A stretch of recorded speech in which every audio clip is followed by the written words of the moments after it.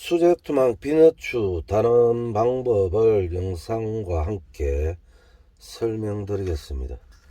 요즘 우리나라 국내에서 수제투망 짜는 사람이 그렇게 많이 없고 대부분이 짜지를 않고 수입 원단에 납추를 다시는 분들이 많아졌습니다. 그 정도로 수입 원단이 잘 나옵니다. 코놀림이나 이런 거. 수제투망이 비너추가 코걸림을 많이 한다.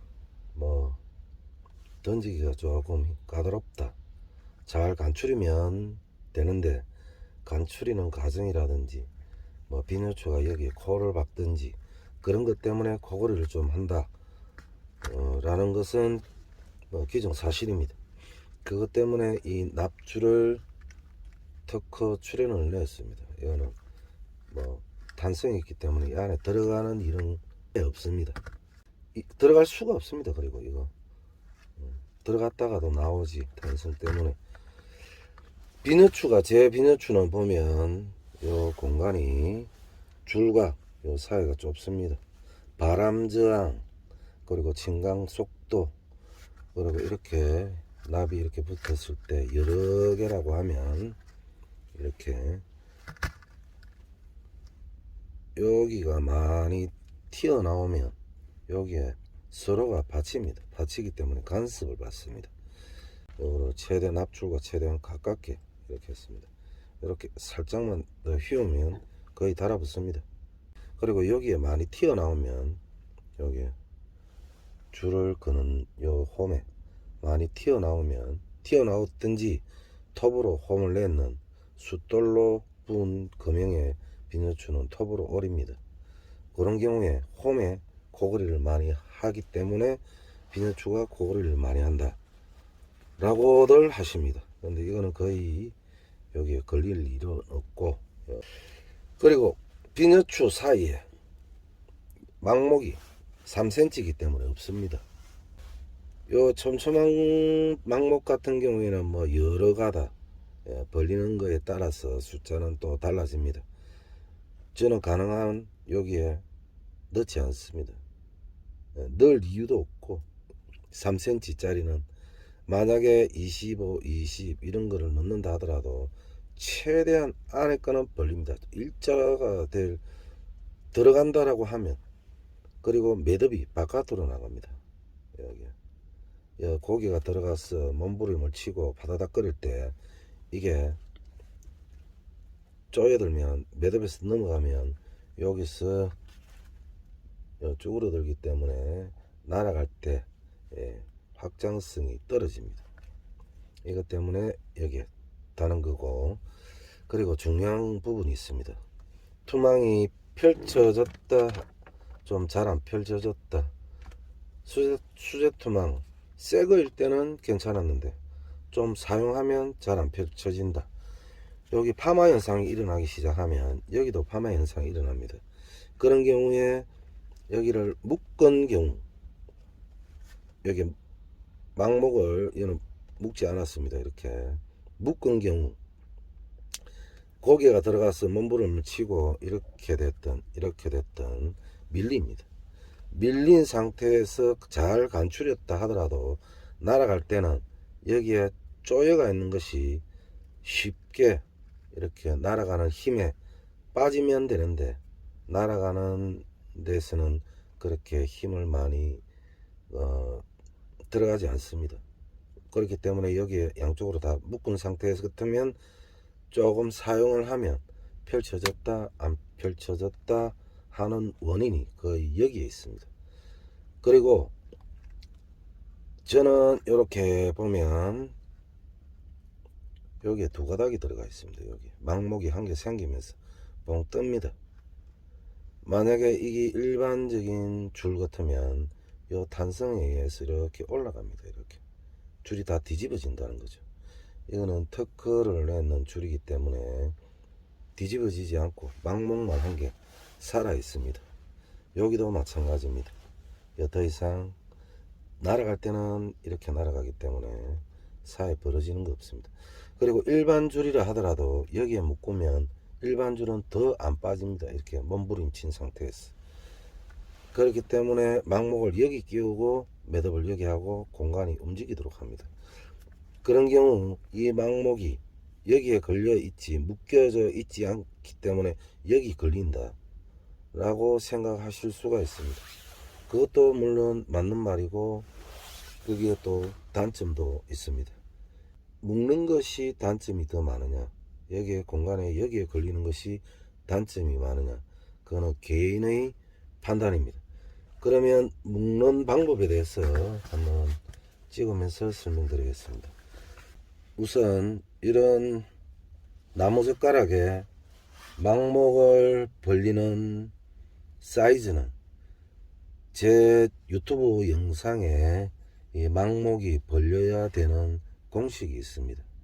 공식도 필요 없다 뭐 그런 경우 손으로 벌려서 뭐 다이아몬드보다는 조금 더 길게 많이 벌리면 또 줄이 이렇게 돼서 뭐 간추리기 힘들기 때문에 좀 부드러워진 상태에 이 정도는 벌어집니다. 이 정도가 벌어지기 때문에 이 정도 벌린 상태에서 납과 납 사이의 길이를 정하고 이 정도 되면 이렇게 벌어집니다. 망목이 이렇게 이 정도 되는 사이즈에서 나무젓가락을 이렇게 길이를 맞춰서 재단을 하고 여기 매직으로 3분의 1 또 망목에 따라 중간에 1개 될 수도 있고 4개 될 수도 있고 그런데 주로 3개면 충분합니다. 거의 다 3개면 됩니다. 첫 번째 여기에 첫 번째 묶을 자리에 매직을 표시해 놨는데 여기에 매직에다가 과연 여기 한 가닥을 넣고 이것이 움직이도록 할 것이냐, 여기에 먼저 넣고 매듭을 묶으면 이것은 움직입니다. 하지만 여기에 비너추의 코가 걸리는 단점도 있습니다. 여기에 들어갔어. 그렇다고 이거를 여기에 매듭과 함께 같이 묶으면 이게 또 안 움직이기 때문에 움직이기는 움직입니다. 고기가 들어가서 몸부림을 쳤을 때 여기 밀려가 있는 상태에 이것도 묶어져 있다면 이게 일일이 한번 던지고 나서 손으로 벌려가 이 제자리를 찾아야 됩니다. 어떤 것이 더 안 좋은 방법이냐, 제 개인적인 생각으로는 여기에 묶는 방법이 더 안 좋은 단점이라고 생각하기 때문에 이 줄이 아닌 일반 줄, 요즘에 낙하산 줄 또는 뭐 저음용 줄 그걸로 사용을 거의 많이 하는데 낙하산 줄의 장점은 코팅을 할 수 있고 부드럽습니다.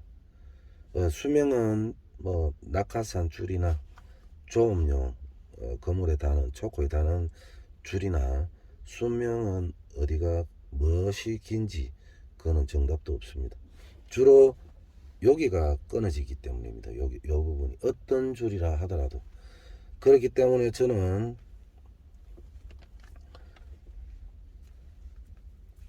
일반 줄을 사용했을 때는 여기에 한 칸 걸고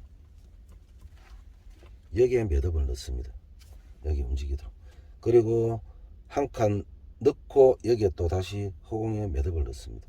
자, 이 부분은 설명을 내가 지금 바로 작업이 들어가야 되기 때문에 이거를 묶으면 안 되고 지금 이 터크를 했는 이 줄에 적용을 해서 자리를 잡습니다. 자, 그리고 여기서 잘 봐야 됩니다. 위에서 아래로 하면 이렇게 묶이는 매듭이 아닙니다. 그리고 다시 보여드리겠습니다. 조금 전에는 위에서 아래로 했습니다. 이렇게 위에서 조금 전에 아래로 했습니다. 밑에서 위로 하면 묶이는 매듭이 됩니다. 주로 보면 거둠이 밀린다 라고 하는 매듭법이 걸치는 매듭 위에서 돌렸기 때문에 밀립니다. 그렇다고 이렇게 하는 것과 이렇게 하는 것이 어떤 것이 좋으냐, 그거는 개인적인 취향이고 이 줄에 따라 다릅니다. 개인적으로 일반 줄인 같은 경우에는 밑에서 위로 올립니다. 밀리는 것을 방지하기 위해서. 이 줄은 좀 특성이 있기 때문에 묶이는 줄로 하면 이 줄이 상처를 받기 때문에 일반 그런 줄로 합니다. 한 번, 두 번, 세 번 넣고 살짝만 쪼입니다. 그리고 하나, 둘, 그리고 여기에 두 번째 매듭에 묶습니다. 매직 자리를 표시했기 때문에 하나, 둘, 두 번만 하면 이게 밀립니다. 세 번. 이게 낚시 바늘 매듭법, 낚시발, 낚시줄 매듭법. 요 쪼이면 쪼이지 일부러 당기면 또 풀립니다. 요것도 장단점이 있습니다. 마지막 번째입니다. 마지막 번째는 한 번만 걸고 자리를 잡는 역할입니다.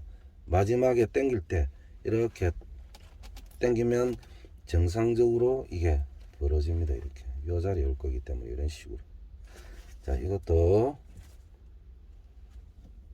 줄을 꽉 잡고 하나, 둘, 두 번만 합니다. 첫 번째 자리 잡는 매듭이 있기 때문에. 그 다음에 납줄 안쪽입니다.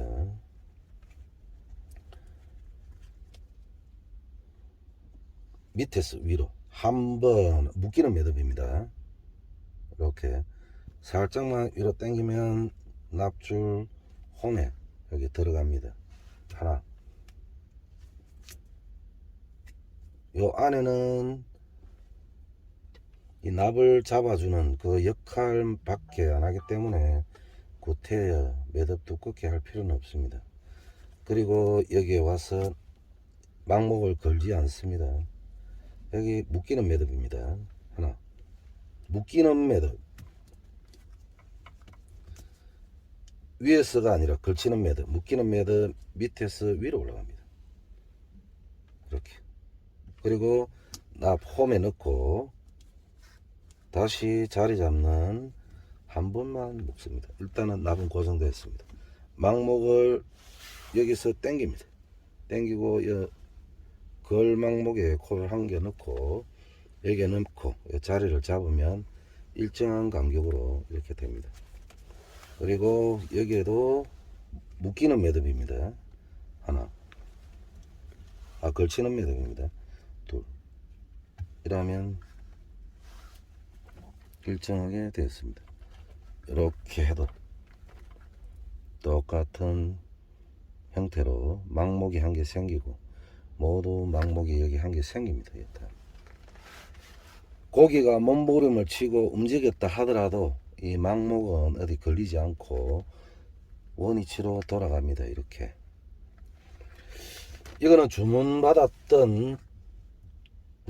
받아서 지금 만들고 있고, 주문하신 분은 3cm와 1.3에서 1.4 합공시 투망 두 개를 동시에 주문을 했는데 그분도 수제 투망으로 다 가지고 있습니다. 근데 처음에는 다 잘 펴졌는데 쓰면 쓸수록 짜증날 정도로 펴졌다 안 펴졌다 원인을 알 수가 없다 라고 하는데, 그 투망은 확인은 해보지 않았지만 거의 대부분이 이쪽 매듭법 때문에 그렇습니다. 여기 묶었든지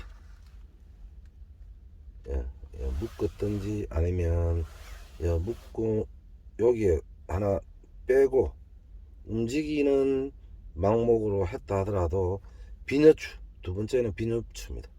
비녀추의 모양 많이 튀어나왔든지 이렇게 납과 줄의 간격이 넓은 납추의 경우, 세 번째 이 매듭법이 묶는 매듭, 바늘 매듭법으로 두 번씩 돌리고 당기고 그러면 다 밀리고 그렇습니다.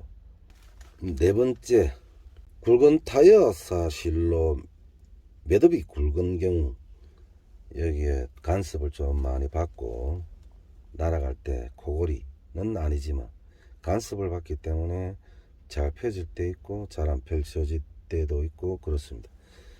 어떻게 보면 이 원단을 제작을 하고 우리나라에서 짜는 사람들이 주로 숭어토망 30만원에 형성되어 있었습니다.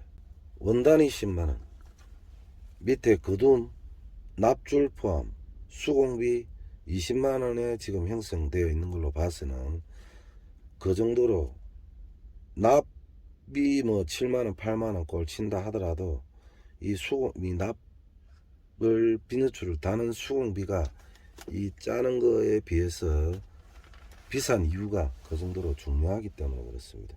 이거 아무렇게나 달아놓으면 어렵게 수제투망을 짜고 뭐 세월이 좀 많이 오래 걸리겠죠. 뭐 이거를 잘못 달면 뭐 무용지물이 되고 또 새로 뜯어 가지고 새로 달고 그래도 그러는 과정에 이게 뭐 끊어지고 새로 보수하고 그러면서도 이런 매듭이 많이 생기고 그러면 새 거 만들어서 중고 투망을 만들어 버리는 경향이 있기 때문에 요 지금까지 설명했는 거 납은 내가 제작해서 판매용이기 때문에 판매를 할 수 없지만 이 납을 선택을 잘 하시고 여기에 들어가지 않고 요 매듭에 딱 걸리는 방법 그리고 요 묶는 여기에 묶는 방법은 뭐 사람마다 다 다르지만 나는 선호하지 않습니다. 여기에 공간을 여기에 줘야 됩니다. 여기 한 가닥 넣고 여기 넣습니다. 이 줄 따라 하면 안 됩니다. 이 줄은 특이한 줄이기 때문에 여기 이렇게 올라가지를 않습니다. 타이트 날아갈 때 이 탄성에 의해서 오히려 펼쳐지는데 도움을 주는 줄이고 도움을 주는 그런 매듭법의 망목 두 가닥이 들어가는 매듭법입니다. 여기까지 수제 투망 비너추 다는 방법에 대해서 영상을 찍어 보았습니다. 마무리합니다.